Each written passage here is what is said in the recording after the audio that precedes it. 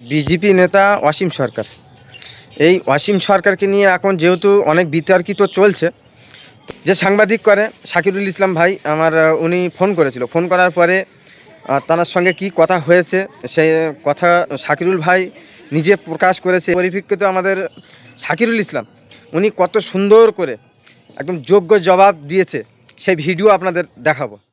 আমি বলেছিলাম যে আপনি যে কথাগুলো বলেছেন সেই কথাগুলো আপনি দেখাতে পারবেন। আপনি তো চ্যালেঞ্জ করেছেন, তো আমরা আমাদের চ্যানেলে একটা ডিবেট করতে চাই। একজন মুসলিম স্কলার থাকবে আর আপনি থাকবেন।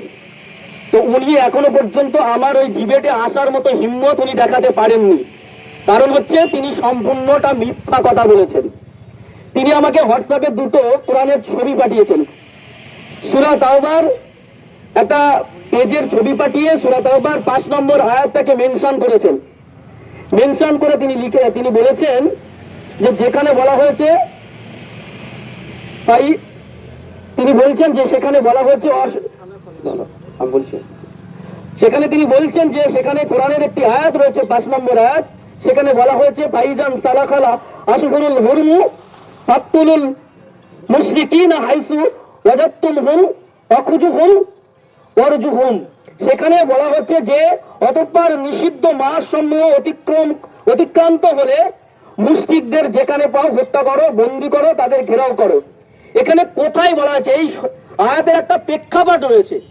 সেই প্রেক্ষাপট আমরা সবাই জানি যে হুদায়বিয়ার একটা সন্ধি হয়েছিল কাফেরদের সঙ্গে।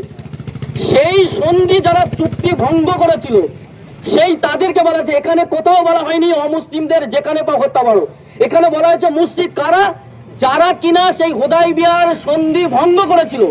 এবং তার আগের 4 নম্বর আয়াতে তিনি যেটা অসত্য কথা বলেছেন, যে কথাটা তিনি বলেননি, তার আগের আয়াতে বলা হয়েছে তবে এই ঘোষণার বাইরে যেসব মুশরিকদের সঙ্গে চুক্তিবদ্ধ আছে, পরে চুক্তিতে তারা সামান্যতম ত্রুটি করেনি এবং তোমাদের বিরুদ্ধে কাউকে সাহায্য করেনি, অতএব তাদের সঙ্গে কৃত চুক্তি তোমরা মেয়াদ পর্যন্ত পূর্ণ করো। অর্থাৎ আল্লাহ কোথাও কোরআনে নির্দেশ দিয়েছে, এই 5 নম্বর আয়াতে বলার আগে 4 নম্বর আয়াতে বলেই দিয়েছে যারা চুক্তি মেনেছে এবং সেই চুক্তি লঙ্ঘন করেনি তাদের সঙ্গে তোমরা মুসলমানদেরকে বলা হচ্ছে যে চুক্তি সম্পূর্ণ করো। তারপরে বলেছেন যারা চুক্তি লঙ্ঘন করেছে তাদেরকে যেখানে পাও, কারণ এই চুক্তিটা কখন হয়েছিল? যুদ্ধ, যে কোনো যুদ্ধ বিগ্রহ হবে না। ওরা জোর করে বনু খোজাইজা বলে একটি সম্প্রদায় তাদের উপর আক্রমণ করেছিল, যারা মুসলিম সম্প্রদায়ের উপর আক্রমণ করেছিল, অর্থাৎ যুদ্ধ চাপিয়ে দিয়েছিল।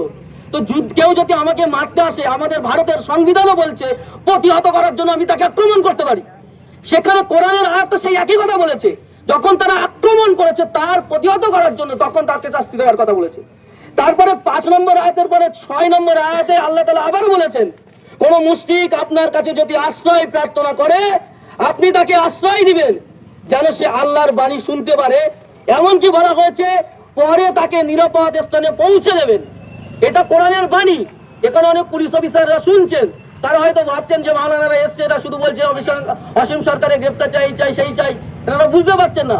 আসলে কোরআনের যে আয়াতটাকে উনি অপব্যাখ্যা করেছেন, তার আগের আয়াত আগে এবং পরে কি বলেছেন সেটা মানুষের কাছে তুলে ধরা হয়নি। বরং তিনি অর্ধ সত্য, মিথ্যার থেকে অনেক বেশি ভয়ঙ্কর। তিনি অর্ধ সত্য কথা বলেছেন, আর এটা অনেক বেশি ভয়ঙ্কর। এই সত্য কথাটা হলো আমাদের কোরআনে বলা হয়েছে, আমরা আজকে চারিদিকে দেখছি না জয় শ্রীরাম বলতে বলানো হচ্ছে জোর করে, জয় শ্রীরাম না বললে পিটিয়ে হত্যা করা হচ্ছে না, কিন্তু ইসলাম বলছে লা ইকরাহা ফিদ্দিন, ধর্মের ব্যাপারে কোনো জবরদস্তি নেই, এটা ইসলাম বলছে। তাহলে আমাদের যে কোরআনকে আপনি বলছেন সন্ত্রাসবাদের কথা, সেই কোরআন বলছে ধর্মের ব্যাপারে জোর জবরদস্তি নেই। এবার আপনারা জয় শ্রীরাম শেখাচ্ছেন, এই বিজেপির এমএলএ এমপিরা, এই বিজেপি আরএসএস এর লোকরা জোর করে জয় শ্রীরাম বলে। সব হিন্দুরা নয় কিন্তু, সব হিন্দুরা খারাপ নয় কিন্তু, ভুল বুঝলে হবে না। সমস্ত হিন্দুরা বলে বিজেপির নামে, বিজেপি আরএসএস এর কিছু কুলাঙ্গার আছে তারাই হচ্ছে খারাপ, আমাদের এটা মাথায় রাখতে হবে। তো সেখানে তারা জয় শ্রীরাম বলছে এবং না বললে জোর করে কি হচ্ছে আমাদেরকে পেটানো হচ্ছে, মারধর করা হচ্ছে। বিভিন্ন জায়গায় আপনার সোশ্যাল মিডিয়ায় দেখেছেন।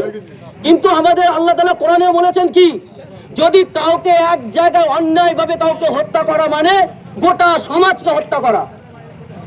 মান কাতালা নাফসান বিগাইরি নাফসিন, একজনকে অন্যায় ভাবে হত্যা করা মানে গোটা সমাজকে মিথ্যা ভাবে অন্যায় ভাবে হত্যা করা।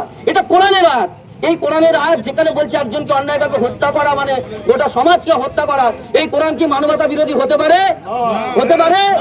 যেখানে শান্তির কথা বলেছে, ইসলাম শব্দটি আরবি সালাম শব্দ থেকে এসেছে। সালাম শব্দটি 3টে অক্ষরের সমন্বয়ে গঠিত আরবি, সিন লাম আর মিম। সিন থেকে এসেছে সালামাত, যার অর্থ হচ্ছে শান্তি। লাম থেকে এসেছে লিয়ানাত, যার অর্থ হচ্ছে সম্প্রীতি।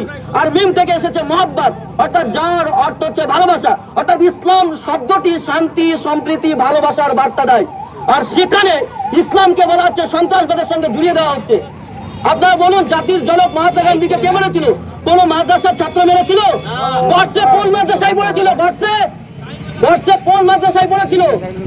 কোন মাদ্রাসায় পড়েনি, বর্ষে RSS এর স্কুলে পড়েছিল। তাহলে যারা ইসলামকে নিয়ে, কোরআনকে নিয়ে কুমন্তব্য করছে, তাদের বিরুদ্ধে আমাদের সোচ্চার হতে হবে। হয়তো এখানে আজকে এফআইআর হলো, এখানে শেষ না, এফআইআর হবার পরে হয়তো পুলিশ তাদেরকে গ্রেফতার করবে না, কারণ সে বিজেপির এমপি, বিজেপির MLA। শেষ করবে যেটা একটা কথা বলে, আমাদের এই লড়াইটা কোর্ট পর্যন্ত নিয়ে যেতে হবে। রাস্তাঘাটে আমরা কাউকে আক্রমণ করবো না, ও আমাদের ধর্মকে গালি দিয়েছে বলে পাল্টা তাদের ধর্মকে গালি দেবো না। আমরা এটা আইনি ভাবে লড়াই করে তাদের বিরুদ্ধে সোচ্চার হবো। আমি সাংবাদিক, খবর করি, কিন্তু আমি এরকম বক্তব্য রাখি না। আর যদি কোনো বলার মধ্যে ভুল ত্রুটি হয়ে থাকে, আপনারা ক্ষমা সুন্দর দৃষ্টিতে দেখবেন।